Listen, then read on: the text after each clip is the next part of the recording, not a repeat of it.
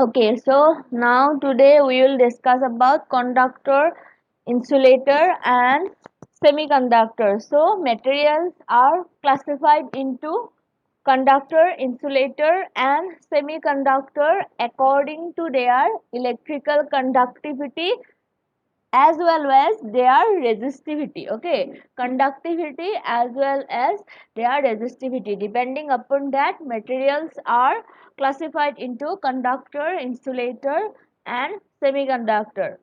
First of all, in conductor resistivity is very low.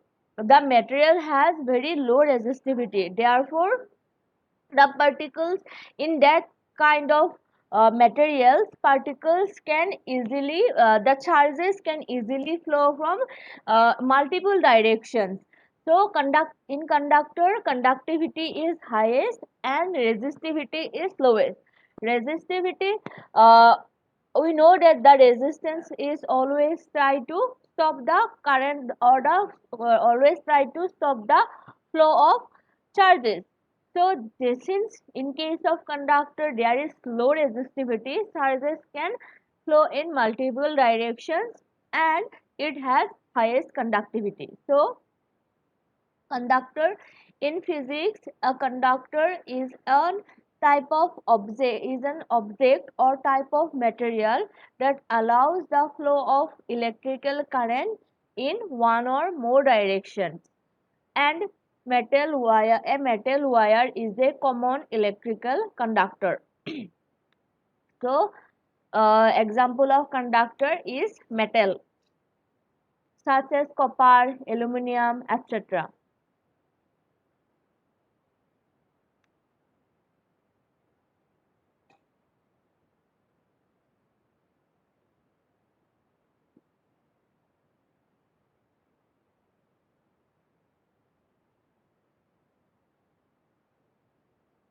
Okay, so insulator has the highest resistivity and the lowest conductivity. Okay, insulators has highest resistivity and lowest conductivity.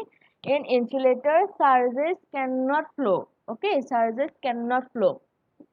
An electrical insulator is a material whose internal electric charges do not flow freely. So charges cannot flow in any direction. Okay, so insulators has highest resistivity. Current cannot flow to insulators. So therefore, it make it nearly impossible to conduct an electric current under the influence of electric field.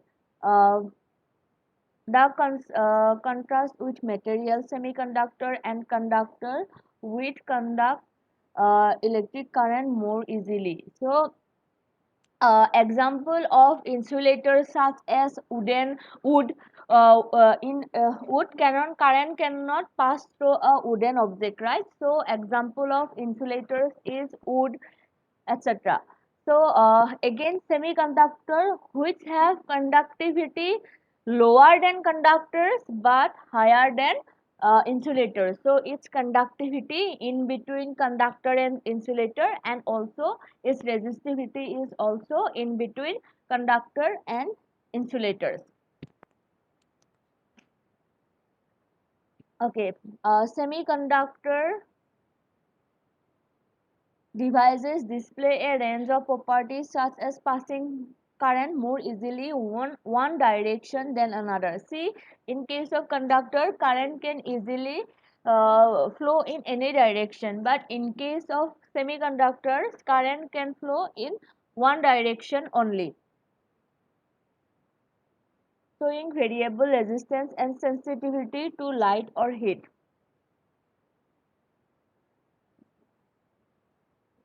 Okay, example of conduct semiconductor is silicon. Okay, so one example of conductor is metal, insulator wood, and semiconductor silicon. Okay, so conductor has lowest resistivity and highest conductivity. Conductors has lowest resistivity and highest conductivity. Insulators has highest resistivity and resistivity means current cannot pass, and highest resistivity and lowest conductivity. Semiconductors has resistivity in between conductor and insulator, and again conductivity also in between conductor and insulator.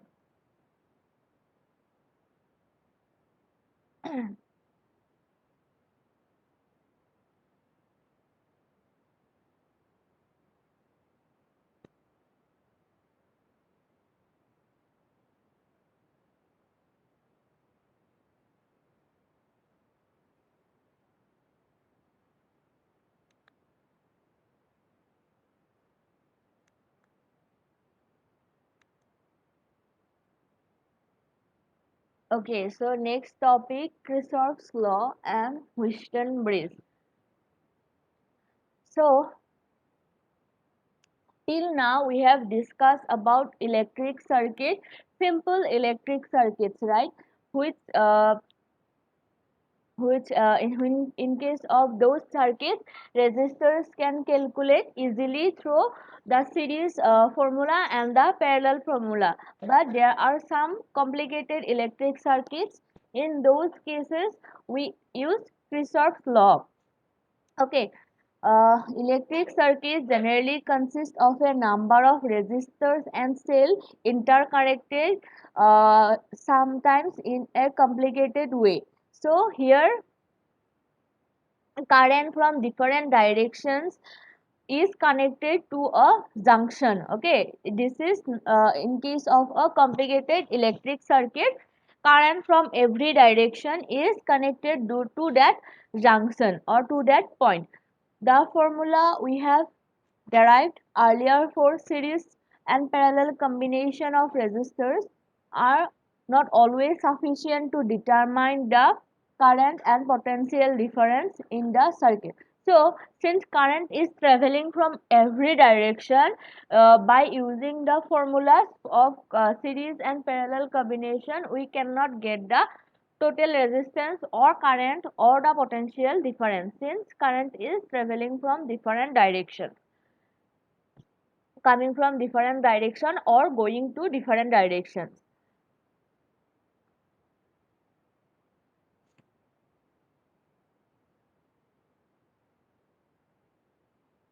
Okay, so two laws called Kirchhoff's law are very useful analysis of electric circuits. So first law is called Kirchhoff's junction law. In this case, this point is called a junction where current from every direction is meeting at that point. Current from different directions is meeting at that point. According to first law, which is called Kirchhoff's junction law, algebraic sum of currents meeting at a junction in a closed electric circuit is zero. So, the amount of current at this point is zero. Amount of current at the junction is zero. The algebraic sum of currents, sorry, not amount of current, the algebraic sum of the currents meeting at that junction is zero. See here, current from different direction is meeting at this point. See, from I1 it is going away from the junction. I1 is going away from the junction. I5 also going away from the junction. Uh, I4 also going away from the junction, and I2 and I2 and I3 is coming, no, only I3 is coming to the junction and other are going away from the junction, right? Consider a junction O in the electrical circuit at which five I1 conductors are meeting. Let I1, I2, I4, I3, I4 and I5 be the currents in this conductor in which direction shown in the figure. So current from 5 different conductors are meeting at that point. The direction are shown. For I3 is coming towards the junction, but for the others it's going away from the junction.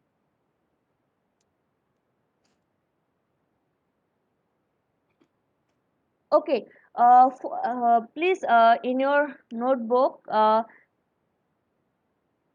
this will be towards I5, will be towards the junction. Okay, not away from the junction. I5 should be towards the junction. uh, there is some wrong in this diagram. Okay, see, in this direction I3 and I5 is coming towards the junction, and others are coming going away from the junction. So two of the currents are coming towards and three of going away. Let us adopt the following sign convention. Current flowing in the conductor towards the junction is taken as positive, and the current flowing away from the junction is taken as negative. So therefore I2, I1, I2 and I4 will be negative since they are going away from the conductor, and I3 and I5 will be positive since they are going away from the mm, going towards the conductor. I3 and I5 going towards the conductor. This will be your correct diagram here.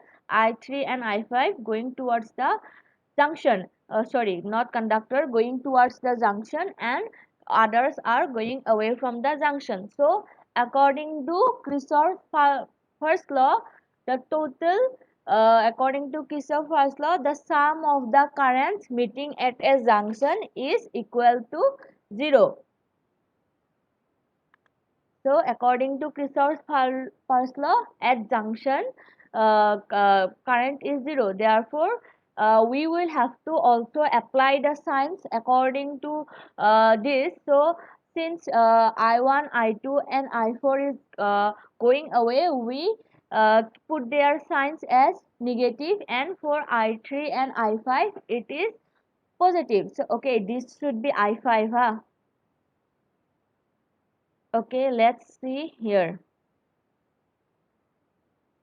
Okay, so according to Kirchhoff's first law, this is equal to 0. So uh, we put the negative signs in the opposite side of the equation, and we found this equation. So according to this equation, we can see that the total current coming towards the junction is equal to the current going away from the junction. That is, current flowing towards the junction is equal to the current flowing out of the junction. So according to Kirchhoff's first law, we get 2 points. Number one, the currents meeting at a junction, the sum of the currents meeting at the junction is always 0, and the total current coming towards the junction is equal to the current going away from the junction. So this is according to Kirchhoff's first law.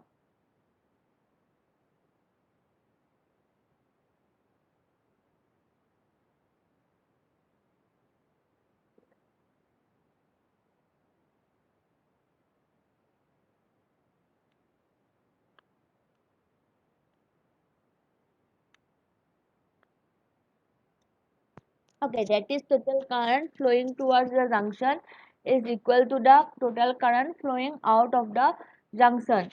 Current cannot be stored at a junction. It means no point junction in a circuit can act as a source or uh, sink of charge. So at the junction, current will from different direction will meet at the junction, and from the junction it will go away. Okay, so Kirchhoff's first law supports law of conservation of charge. The amount of charge coming towards the junction is equal to the amount of charge going away from the junction. So that's why Kirchhoff's first law supports conservation of charge. Conservation of charge means the amount of charge coming towards the junction is equal to the charge going away from the junction. Next law is Kirchhoff's loop law. Second law is called Kirchhoff's loop law. Loop means a circle, closed circuit. Loop means a closed circuit. Okay. The algebraic sum of changes in potential.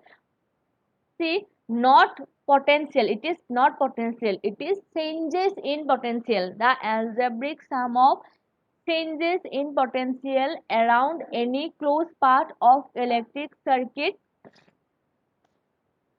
Closed path of electric circuit means it is a closed electric circuit or closed loop involving resistors and charge in the loop is zero. Change in potential means, see, we know that when we apply potential, current travels through the circuit, right? That means the same amount of in a closed, we can take the example of the basic electric circuit. A basic electric circuit which is also a closed circuit, we can see that the same amount of potential will flow toward through the circuit, same amount of circuit. Okay, same amount of potential, between positive and negative potential difference will be same, therefore there is no changes potential. No changes potential there. In case of a closed circuit, there is no changes potential. That means changes potential is zero.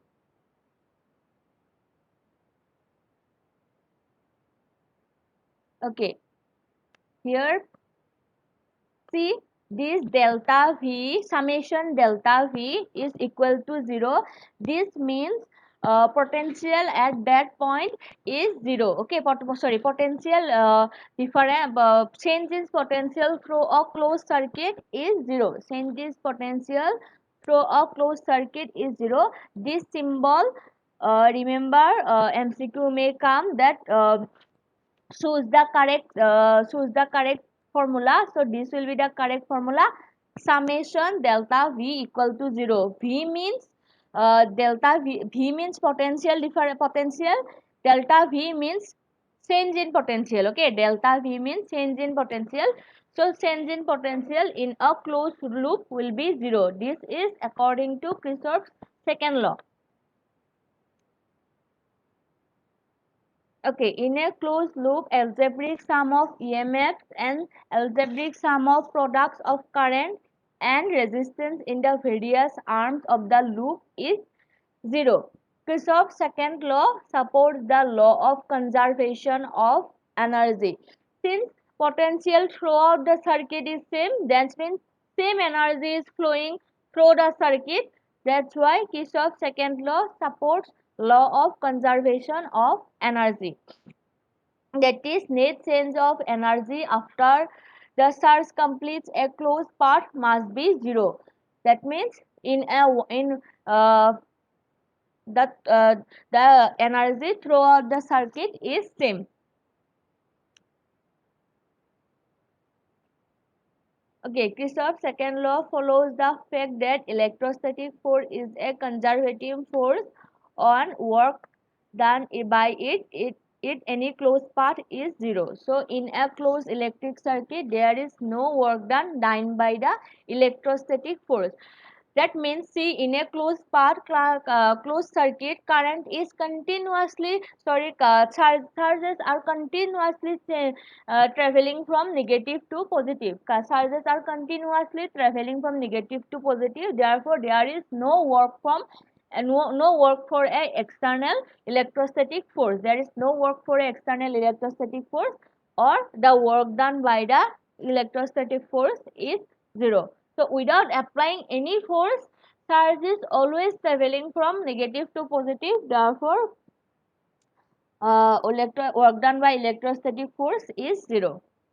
or the electrostatic force is conservative.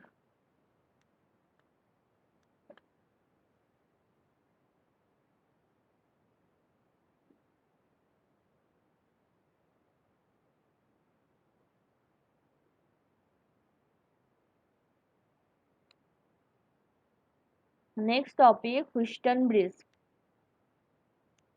See, in case of Kirchhoff's law, we get to know about when there is a junction and current is meeting from different direction to that junction. So in this case, how we calculate the total current? We get the formula, right?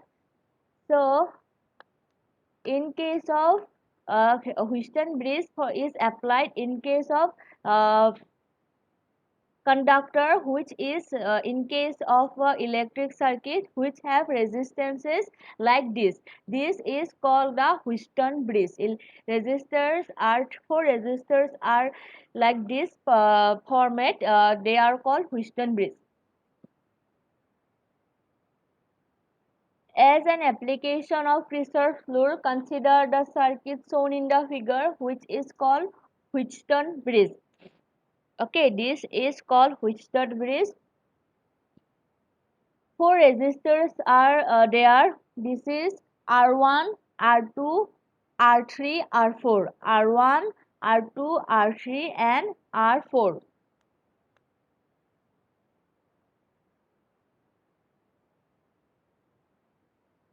Okay, see here the battery current will start from this point and current will go to this point. Here it will divide into two parts. One part will go here and one part will go in this part. Current will divide in two equal parts, I1 and I2, and I2 will travel in this direction and I1 will travel in this direction. Again here current will change its direction. This is called I3. Okay, current will travel in its direction I3 and again meet at that point. Again the current flow I2 will change its direction here, which will be I4, and both I3 and I4 will meet at this point and eventually comes back to here. So the current here and here will be same.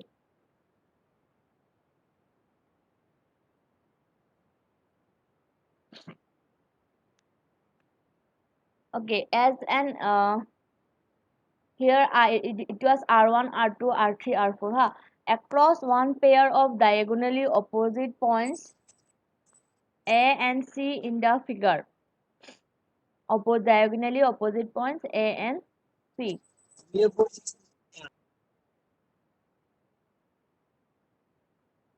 Yes. Okay.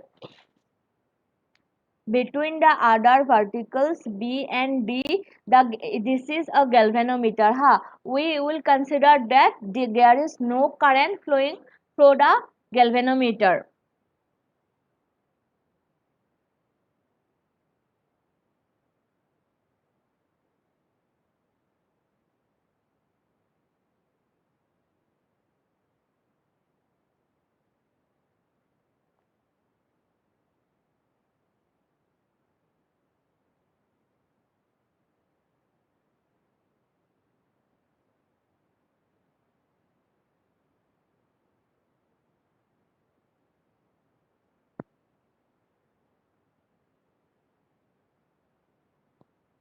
Okay.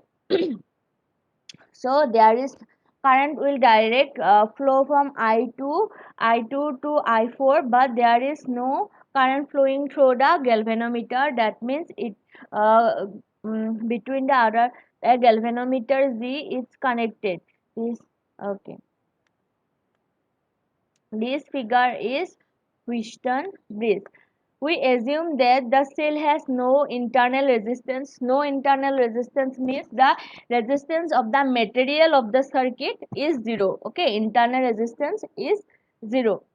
In general, there will be currents flowing across the resistor as well as Iz through Z.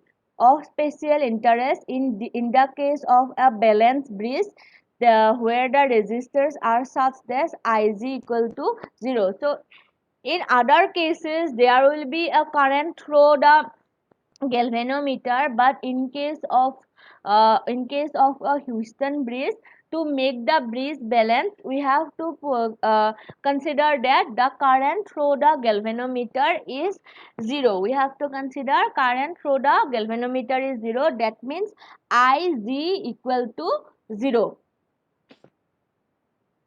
We can easily get the balance condition such that there is no current through G.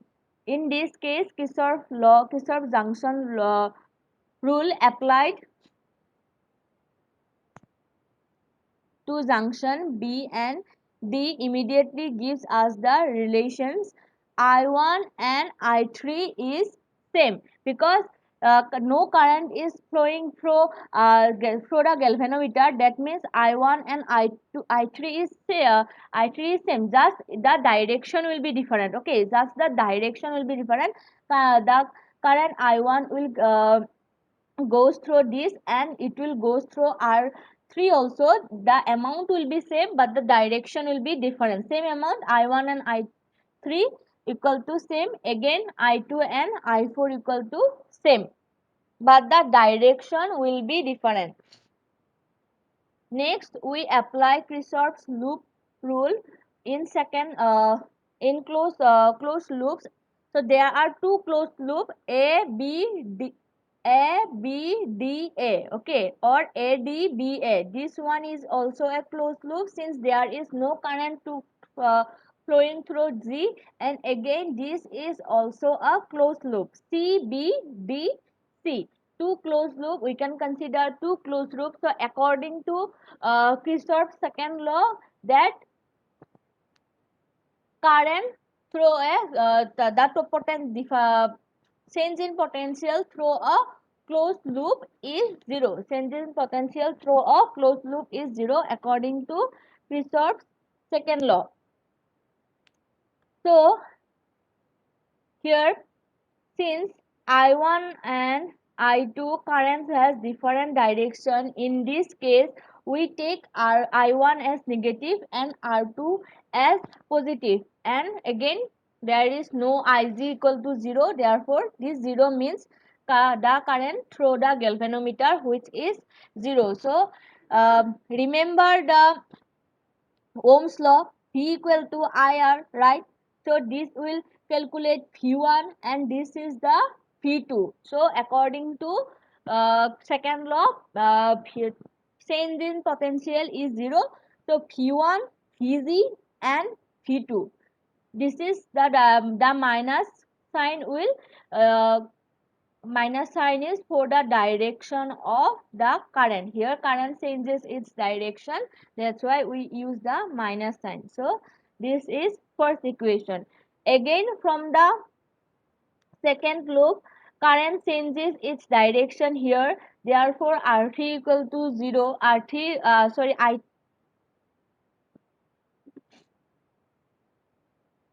IT equal to IT considered as negative. Here we put I1 because we know that I1 equal to I3. We also can put I3 R3, but we already know I1 equal to I3. That's why we put I1 R3. For negative sign is for the direction of the current, which is opposite to the direction of I4.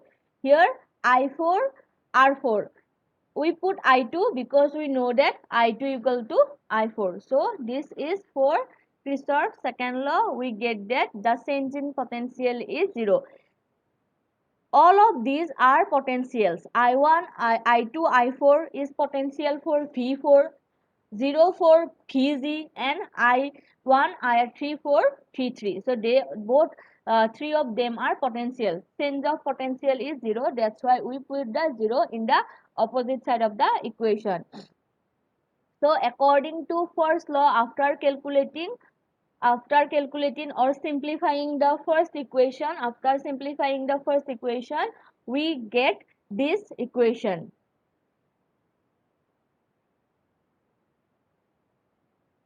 I1 by I2 equal to R2 by R1. See, uh, we can transfer this value opposite side of that equation, then we Ma'am, get. your voice is not clear. Okay, can you hear me now? Yes, ma'am. Okay. So see, in the first equation, we can transfer this part to the opposite sign, then the sign will be changed.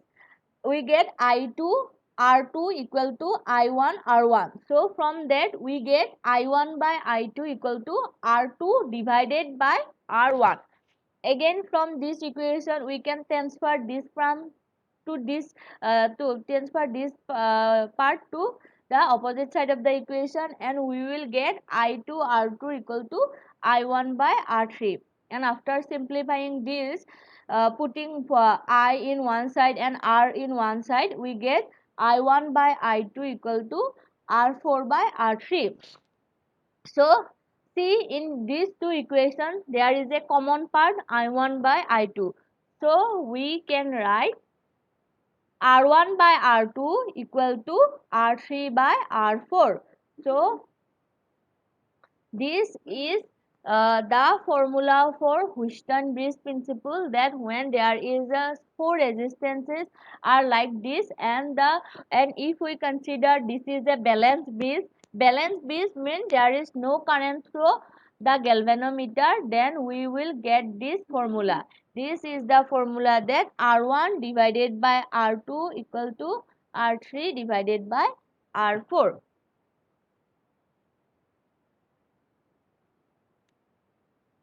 Okay, the last equation relating the four resistors is called the balance condition for the galvanometer to give zero or null deflection.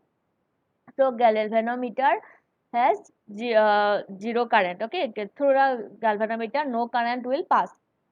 So again, if we get one value, suppose we know the value for R1, R2 and R3, and we don't know what is the resistance of the fourth resistor. We then applying in this, uh, putting the other values in this formula, we can find out the value of the fourth resistor. Okay, the Wheatstone-Bridge and its balance condition provide a practical method for determination of unknown resistance. If there is an unknown resistance and we know the resistances for the other three resistors, then we can easily find out the resistance for the fourth one. Let us suppose we have an unknown resistance which we insert in the fourth arm. So we don't know the value of resistance in the fourth resistor. Keeping known resistances R1, R2 in the first and in the second arm of the bridge, we go on varying R3. Since R1, so R1 and R2 is given, but we can also find out the value of R3. Sorry, R1, R2 and R3 are given, and we have to calculate the value of R4. So after calculating the value of R4, we after putting all these values R1, R2 and R3, we can get the value of R4 by applying this formula. Again, there are maybe some cases where R4, R3 and R2 is given. We have to calculate R1. So just using this formula, we can get the value of any unknown resistance if three of the resistances are given. Okay, so this is a so using meter bridge, there is a practical device using this principle is called meter bridge.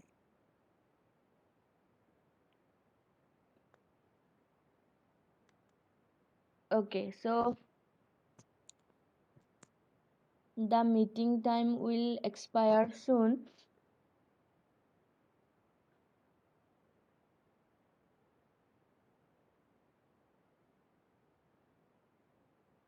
So take a screenshot of this question and Find out the value of the unknown resistance. R4 is not given. Okay, take a screenshot of this question. This is the application to Wheatstone bridge.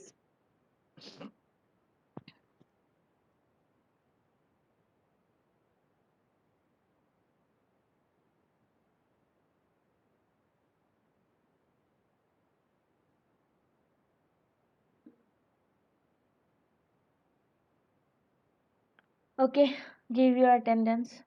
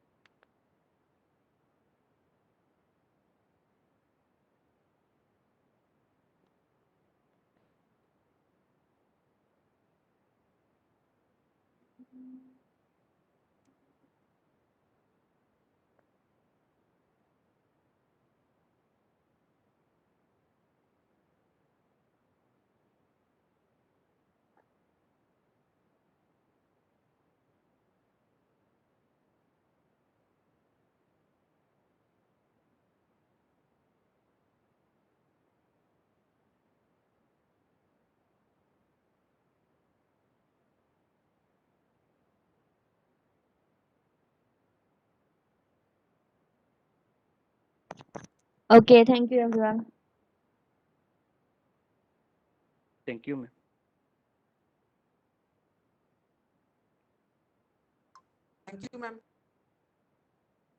Thank you, ma'am.